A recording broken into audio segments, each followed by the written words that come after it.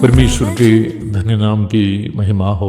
प्रभात मनन के सत्र 2753 में आप सभी का बड़े प्रेम के साथ स्वागत करता हूं। आइए आज के मनन के लिए हम पढ़ते हैं प्रकाशित वाक्य अध्याय 2 पद 27। और वह लोहे का राजदंड लिए हुए उन पर राज करेगा, जिस प्रकार कुम्हार के मिट्टी के बर्तन चकनाचूर हो जाते हैं। मैंने भी ऐसा ही अधिकार अपने पिता से पाया। हमारे कल के मनन में हम देखे थे कि कैसे उन विश्वासी जिन्होंने वचन की सही शिक्षा के अनुसार विश्वास को थामे रहा, यीशु मसीह के साथ हजारों वर्ष शासन में प्रवेश करेंगे। 27वीं पद की ओर जाने के पूर्व 26वीं पद में सूचित की गई एक और बात आपकी नजर में मैं लाना चाहता हूँ। प्रभु वहां कहता है, जो जे पाए और मेरे कामों के अनुसार अंत तक करता रहे, मैं उसे जाति जाति के लोगों पर अधिकार दूंगा। उद्धार का सही अनुभव हमें अपने पापोमय स्वभावों को यीशु मसीह के पवित्र स्वभावों के अनुरूप बदलने के लिए प्रेरित करता है। ये काम उद्धार पाने वालों के अंदर पवित्र आत्मा ही करता है। रोमी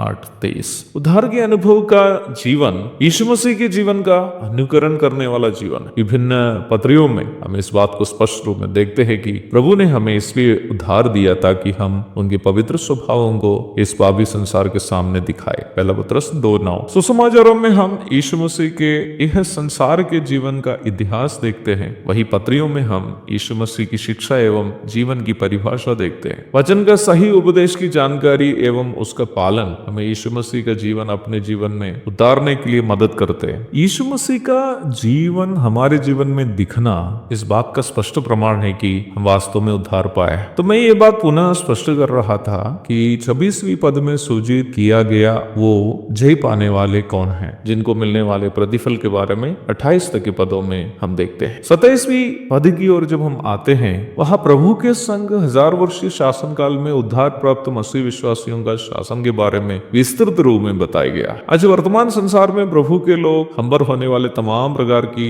बुराइयों को सहते हैं। मसीह विश्वासियों पर होने वाले अत्याचारों को दुनिया भी गंभीरता से नहीं लेती, क्योंकि पापी दुनिया जब मसीहियों पर अत्याचार होते देखती है, मन ही मन आनंदित रहती है। इसराइल के ऊपर हमला करके इसराइली महिलाओं एवं मासूम बच्चों को ले जाकर यहाँ तक गर्भवती महिलाओं को तक बलात्कार करके मार देने वाले हमास के कब्जे से अपने नागरिकों को छुड़ाने के लिए फलस्तीन पर इसराइल की हमले को और वहां मारे जाने वाले फलस्तीनियों के लिए घड़ियाली आंसू बहाने वाले कोई भी व्यक्ति नाइजीरिया में इस्लामी कट्टरपंथियों के द्वारा प्रतिदिन मारे जाने वाले हजारों की तादाद के मसीहियों के लिए एक बूंद भी आंसू नहीं बहाता। ये सब देखकर हम मसीह भी अक्सर निराश हो जाते हैं ना। निराश मत हो जाइए। वचन हमें आश्वासन देता है, हम इसी पापी संसार पर प्रभु के संग राजदंड लिए हुए राज करेंगे। दूसरा थिस्सलुनीकियों अध्याय 1 की 5 से 8 तक के भागों में इसी विषय पर प्रेरित पौलुस इस प्रकार कहता है, ये परमेश्वर के सच्चे न्याय का स्पष्ट प्रमाण है कि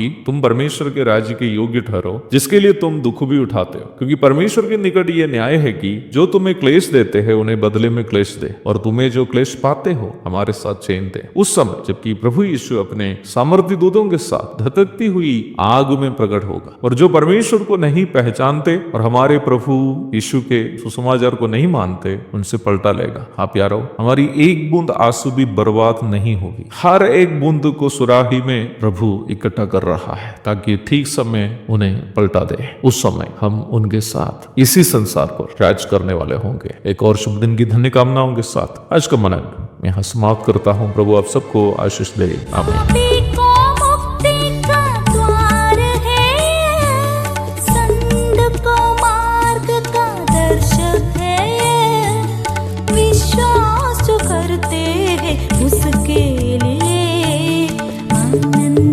जीवन का साधन है ये।